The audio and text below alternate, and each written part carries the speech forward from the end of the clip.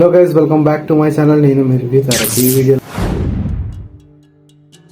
ఈ వీడియోలో మనం మాట్లాడుకుని ఒకే ఒక పాట యావత్ ప్రపంచాన్ని తిరగరాసిన పాట. కానీ ఆ పాటకి నేను చెప్పబోయే సినిమాకి సంబంధమే లేదు. కానీ ఆ పాట వల్ల మాస్ ప్రేక్షకులు ఎవరైతే ఉంటారో 90s 70s నుంచి ఇప్పటి వరకు ఆ పాట సుపరిచితమే. కొన్ని ఫంక్షన్ హాళ్ళల్లో కూడా ఇప్పటికీ ఆ పాటకి సరైన ఫ్యాన్ బేస్ కూడా ఉంది. సో ఆ పాట ఏంటంటే డాన్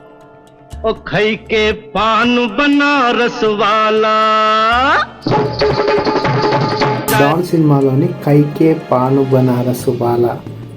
ఆ సాంగ్ అసలు ఆ సినిమాలో ఉందే కాదు. సినిమా 1978లో ఈ సినిమా స్టార్ట్ అయింది. ఆ ఒక్క పాట వల్లనే సినిమా మాస్ ప్రేక్షకులని ఆదరించి థియేటర్ల దాకా రప్పించింది. దానిలోని ఏ మేరా దిల్ ప్యార్ కా దీవానా,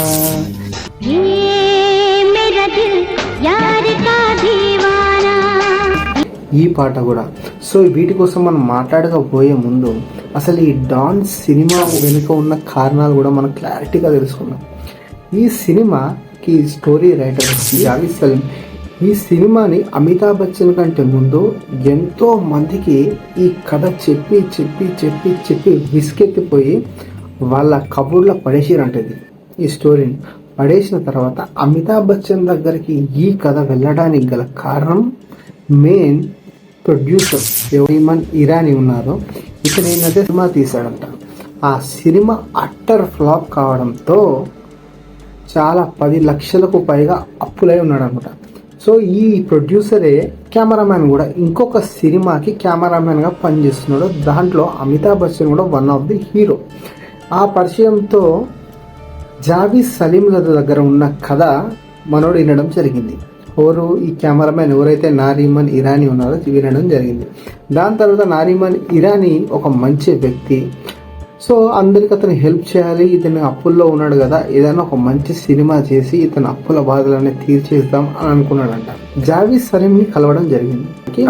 అమితాబ్ బచ్చన్ గారితో మనం సినిమా తీస్తున్నాం, ఒక మంచి కథ ఉంటే చెప్పండి అని చెప్పారంట. దాని తర్వాత వాళ్ళ దగ్గర ఒక క్రైమ్ ఇన్వెస్టిగేషన్ కథ తీసుకొని అమితాబ్ బచ్చన్ గారి దగ్గరకు వెళ్ళడం జరిగింది. ఆ సినిమా పేరు అప్పటికి డాన్ అని కూడా పెట్టలేదంట. వెళ్ళిన తర్వాత సింగిల్ సిట్టింగ్లో కూర్చున్న తర్వాత స్టోరీ స్టార్ట్ చేయకపోతే ఒక డాన్గా ఉండి అందరిని శాసిస్తుంటాడు. యావత్ మొత్తం ముంబై, ఢిల్లీ ఇలాంటి ఒక డాన్, పెద్ద సీక్రెట్ డాన్గా ఉంటూ ప్రపంచాన్ని శాసించే పాత్ర అతనిది. కానీ అతని దగ్గర ఒక సీక్రెట్ ఉంటుంది. ఆ సీక్రెట్ తెలుసుకోవడానికి పోలీసులు పట్టుకునే టైంలో గన్ షూట్లో కాల్చిన తర్వాత అతని దగ్గర ఉన్న సీక్రెట్ ఏంటి ఎలా తెలుసుకోవాలని అనుకోవడమే ట్విస్ట్ సార్. దాని తర్వాత ఒక చిల్లర దొంగ ఒకడు ఉంటాడు. ఆ చిల్లర దొంగ సేమ్ టు సేమ్ వీళ్ళనే ఉంటాడు. సో ఇది కథ చెప్పేవారికి అమితాబ్ బచ్చన్ గారికి పిక్చర్ టాప్ నాచ్గా నచ్చింది అనమాట. ఎందుకంటే అలాంటి సినిమాలు అప్పటి వరకు ఒక ట్రెండింగ్గా రాలేదు. దాని తర్వాత ఈ సినిమా 1976లో స్టార్ట్ కావడం మొదలైంది. ఇది పూర్తి అయ్యేసరికి 3.5 సంవత్సరాల టైం అయింది. సినిమా మొత్తం అయిపోయింది. ప్రీ ప్రొడక్షన్, పోస్ట్ ప్రొడక్షన్స్ అంతా అయిపోయిన తర్వాత ఎడిటింగ్ వర్షన్లో చూసిన తర్వాత అందరి టీం మొత్తం కూర్చొని సినిమా చూస్తే సినిమా మొత్తం సీరియస్గా వెళ్ళిపోతుంది. మరి దీనికి ఒక మంచి ఎవరైతే ఆ చిల్లర దొంగగాడు ఉన్నాడో ఆయనకు ఒక మంచి సాంగ్ పెడితే బాగుంటుంది అని ఒక సజెషన్ టీం మొత్తం తీసుకున్నారంటే కళ్యాణ్ జీ, ఆనంద్ జీ ఎవరైతే ఈ సినిమాకి డైరెక్షన్ చేస్తున్నారో కళ్యాణ్ జీ అండ్ ఆనంద్ జీ వీళ్ళు ఆల్రెడీ బనారసి బాబు అనే ఒక సినిమాకి ఒక పాట చేయడం జరిగింది. అదే ఈ కైకే పాను బనారసు వాలా సాంగ్. అయితే ఆ సినిమాలో ఎడిటింగ్ పోర్షన్ చాలా ఎక్కువగా ఉండడంతో ఈ పాట కూడా దాంట్లో డిస్టర్బెన్స్గా ఉందని తెలుసుకొని ఆ పాట తీసేశారంట. తీసేసిన తర్వాత కళ్యాణ్ జీ అండ్ ఆనంద్ జీ ఒకసారి ఈ పాట వినండి అన్న తర్వాత ఈ పాట విన్న తర్వాత అక్కడ ఎవరైతే అమితాబ్ బచ్చన్ గారి, నారీమన్ ఇరానీ గారి వీళ్ళు మొత్తం ప్రొడ్యూసర్ టీం మొత్తం విన్న తర్వాత ఇది కరెక్ట్ సాంగ్, ఇది గనక పడితే బ్లాక్ బస్టర్ అనుకున్నారంట. అలా ఈ సినిమాని మళ్ళీ అమితాబ్ బచ్చన్ గారి కోసం రీషూట్ చేయడం జరిగింది. జస్ట్ ఒక సాంగ్ కోసం. ఆ సాంగ్ ఉన్న షెడ్యూల్ మొత్తం చేసిన తర్వాత ఈ సినిమా ఎట్టకేలకు ప్రీ ప్రొడక్షన్ పోస్ట్ ప్రొడక్షన్స్ అన్ని చేసుకొని జీరో మార్కెటింగ్ స్ట్రాటజీ తోటి 1978లో ఈ సినిమా ప్రేక్షకుల ముందు రావడం జరిగింది.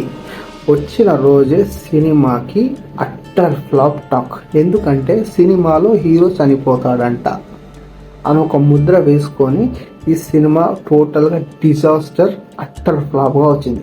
దాని తర్వాత మ్యాట్నీ షోకి వచ్చేసరికి అరే దీంట్లో అమితాబ్ బచ్చన్ పాత్ర ఎగ్జాక్ట్ ఏముందిరా, ఇంతవరకు దాంట్లో డాన్ ఒక చిల్లర దొంగగా చేసిండు అని ఒక మంచి పాజిటివ్ టాక్. దాని తర్వాత నెక్స్ట్ డే నుంచి కైకే పాను బనారస్ వాలా, దాని తర్వాత వచ్చిన హే మేరే దిల్ సాంగ్, ఇక దాంట్లో చెప్పిన డైలాగ్ చలో డాన్ पुलिस तुम्हारा इंतजार कर रही है. करने दो. डॉन का इंतजार तो 11 मुल्कों की पुलिस कर रही है, लेकिन सोनिया एक बात समझ लो, डॉन को पकड़ना मुश्किल ही नहीं नामुमकिन है. डॉन को पकड़ना मुश्किल ही नहीं नामुमकिन है. ఇలాంటి డైలాగ్ మెస్మరైజేషన్ చేసుకుంటూ ప్రేక్షకులకు ఆ రోజులలో గూస్ బంప్స్ వచ్చే సీన్స్. అలా ఈ cinema top notch huge hit అయిపోయింది. ఎంత పెద్ద హిట్ అంటే ఇప్పటి వరకు ఆ సినిమాని ఎన్నో రీమేక్లు చేసుకుంటూ వచ్చారు.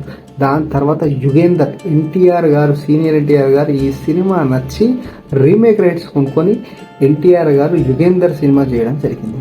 దాంట్లో వర్రప్ప ఏసుకోరాకెళ్ళి అదే పాను బనారస్ తీసుకొచ్చింది. దాని తర్వాత ఈ సినిమా రజనీకాంత్ గారికి మెయిన్గా మాస్ ఫాలోయింగ్ తెచ్చిన సినిమాగా ఈ సినిమా బిల్లా సినిమాతో రీమేక్ అయింది. ఇదే సినిమాని మలయాళంలో మోహన్ లాల్ గారు చార్లెస్ శుభరాజ్ పేరుతో ఈ సినిమాని తీస్తే అక్కడ అప్పట్లో చార్లెస్ శుభరాజ్ అనేది ఒక పెద్ద అండర్ వరల్డ్ డాన్గా ఉండడంతో అక్కడ ఉన్న గవర్నమెంట్ ఈ సినిమా ఒక టైటిల్ని మీరు మార్చాలని చెప్పి ఓన్లీ శుభరాజ్ పేరుతో ఈ సినిమా రావడం. హిందీ, తెలుగు, తమిళ్, దాని తర్వాత మలయాళం ఇలాంటి సినిమాలో ఈ కొత్త కథగా వచ్చి ప్రతి ఇండస్ట్రీలో ఇది ఒక ఇండస్ట్రీ హిట్గా మారిన సినిమానే డాన్. దాని తర్వాత మళ్ళీ దీన్ని 2000స్కి వచ్చిన తర్వాత తమిళంలో బిల్లాగా అజిత్ సినిమా తీశాడు. అది హ్యూజ్ హిట్ అయిపోయింది. బిల్లా సినిమానే మళ్ళీ మనకి తెలుగులోకి వచ్చేసరికి ప్రభాస్ కూడా చేసిండు. దానికన్నా ముందు ఈ సినిమా ఎన్టీఆర్ చేయాల్సింది, కానీ ప్రభాస్ చేసిండు. సో ఇన్నిసార్లు రీమేక్ అవుతూ వచ్చినా కానీ ఈ సినిమాకి ఎప్పుడైనా టాప్ నాచ్గానే ఉంటుంది అనమాట. దాని తర్వాత షారుఖ్ ఖాన్ చేసిన సినిమా డాన్ ఏదైతే ఉంటుందో సేమ్ టు సేమ్ ఉంటుంది, కానీ ఆ సినిమా ప్రీవియస్ డాన్ సినిమా కన్నా ఇంకొద్ది బెటర్మెంట్గా ఉంటుంది. ఇంకా ఊహించిన ట్విస్ట్ ఒకటి ఉంటుంది అనమాట. అది మీరు సినిమా చూస్తేనే తెలుస్తుంది డాన్ సినిమా యొక్క కథ. కానీ దీంట్లో ఒక సాడ్ న్యూస్ ఏంటంటే ఈ సినిమా పూర్తయిన తర్వాత ఎవరైతే ప్రొడ్యూసర్ నారిమణి ఇరానీ గారు ఉన్నారో చనిపోవడం జరిగింది. దాని తర్వాత ఈ సినిమా రిలీజ్ అయిన తర్వాత ఎవరైతే ఆ ప్రొడ్యూసర్ గారి భార్య ఉంటారో ఆ భార్యకి అమితాబ్ బచ్చన్ గారు టోటల్ హ్యూజ్ టీమ్ మొత్తం ఆ కలెక్షన్, దాంతోపాటు రీమేక్ రైట్స్ మొత్తం వాళ్ళకి ఇవ్వడం జరిగింది. ఇది అమితాబ్ బచ్చన్ గారి లైఫ్లో వచ్చిన డాన్ సినిమా ఒక వెనుక ఉన్న స్టోరీ.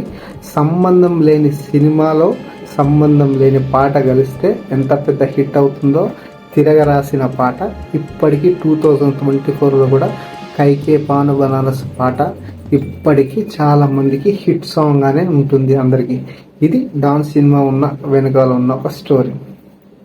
నచ్చితే సబ్స్క్రైబ్ చేయండి. జై నేను మీరు బ్యాక్.